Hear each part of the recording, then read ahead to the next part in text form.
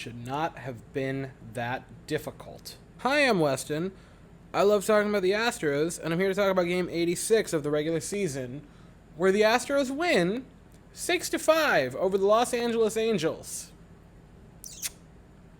Okay, so to really tell the story of this game, you kind of got to go blow by blow. This isn't a talk about offense and then pitching. This is a nearly scoring event by scoring event game to talk about. And hey, the Astros have the first scoring event. Altuve draws a leadoff walk, which, man oh man, Altuve as a leadoff hitter is just, it's everything you could want last season and this season. That is maybe where he was always meant to play. I understand that Springer was absolutely fantastic in the leadoff spot for a while, but man, oh man, Altuve is just chef's kiss there in the leadoff spot. So he gets on base. Aledmus Diaz, who I've kind of praised recently as being this, incredible util man who, he's not an all-star. He's not, a top player or what have you. But, man, as a, 11th utility player on this team, fantastic. Homers, it's 2-0 Houston in the first inning. Great start. And then Luis Garcia has his only bad inning of the game, right? 3 walks in the first inning. That's not good. 3 walks to load the bases with only 1 out. That's very not good. And that makes you go, oh, this is going to be a bad outing for Garcia. And then an RBI ground out, so a productive out for the Angels. And it's not great because, now Jared Walsh puts him on the board. It's 2-1. He seems like he's out of control.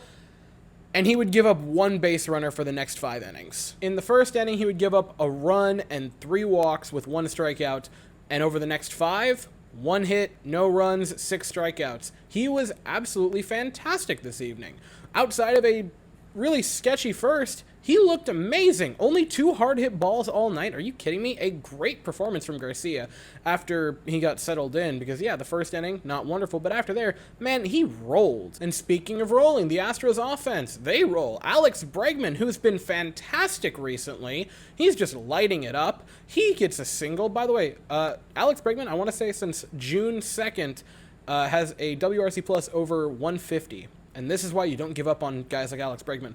But he has an RBI single. The Astros were up 3-1 in the 3rd. I really wanted to say 5th, but I just barely stopped myself. And in the 6th, Jose Altuve hits an RBI single and a bad fielding error by Harrison. And he ends up at second. 2 runs come around to score, and it is 5-1 Houston. And now we're going to take a little timeout to talk about Jose Altuve because a couple days ago, Monday afternoon, I posted a poll on my community tab, and it was 2 players, and player A ran away with voting, garnering 98% of the votes. And there were, I want to say, about 50, so this wasn't like only a couple of cats voted. This was a solid number. And I think partially the reason that he so ran away with it was because, well, it's a player with a slight edge on a page that is very much biased towards one team, so they're gonna know it's one of our players. And it was Altuve versus Aaron Judge since Altuve returned from injury in May. And you can say, Weston, that seems kind of unfair that you're, using those arbitrary dates because, yeah, Altuve had a rough start to the season and Judge just started hitting wonderfully to begin the season and never really dipped. But I would say that's Altuve coming back from injury. Altuve, the past 2 seasons, has had, if he starts, gotten injured, come back, and been unbelievable. And actually, I just ran over to look it up because I was curious, outside of just him and Aaron Judge, just him in general. Since returning from injury on May 2nd, Altuve is 4th in Major League Baseball in WRC+, behind Paul Goldschmidt, makes sense, Yordan Alvarez, and Rafael Devers. So you leave the 6th inning, and the Astros seem like they're good. You're in business. You have a nice, comfortable lead. You're up, by 4 runs. You're heading into the late innings. You have one of the best bullpen. Why are you guys looking at me like that? So you get a ground out of Jared Walsh. Phil Maton's in, by the way. That's important to this. So he grounds out. Then Luis Rengifo walks. And that's not wonderful. But hey, a comebacker right to Phil Maton. Perfect. Just easy double play. You're good. You're out of the inning, and it's a terrible fielding error. He airmails it. Jeremy Pena had a great play just to keep it within the bags and not make it a multi-base error. And it's like, all right, well, that isn't great. You don't want to see that. But hey, next batter, Jonathan Villar. And it's, hey, look, another tailor-made tailor-made double play ball to Alex Bregman, and then he airmails it. Altuve, great play to keep it, you know, on the infield and not make it a multi-base error. Where have I said that before? Oh, look, like 10 seconds ago. Times like this that I'm really glad I don't live in an apartment where there's people there, and there, because, oh boy, they would hate my guts. So that happens, that's not ideal, and then Brandon Marsh gets hit by a pitch and it's 5-2, and you're like, well, that's really not good, because now they have an extra run, the bases are still loaded, and there's only one out. You should have been out of this inning like 5 batters ago, and we go for a pitching change. And so in comes Rafael Montero. And look, Montero wasn't like great or anything. He was kind of rough, gave up a couple of base hits. Here's the thing.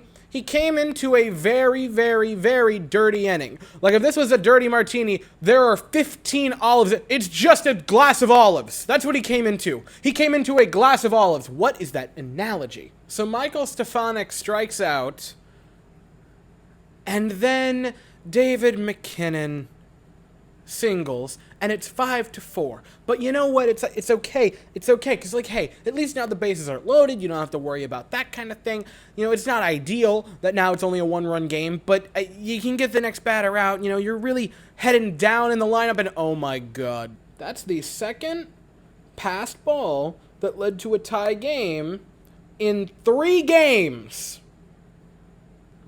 And I am losing my mind. And then the 9th inning happens, and it's business as usual. Jose Altuve draws a leadoff walk, which he just loves to do. Aledmys Diaz doubles. Altuve on his horse gets over to third base.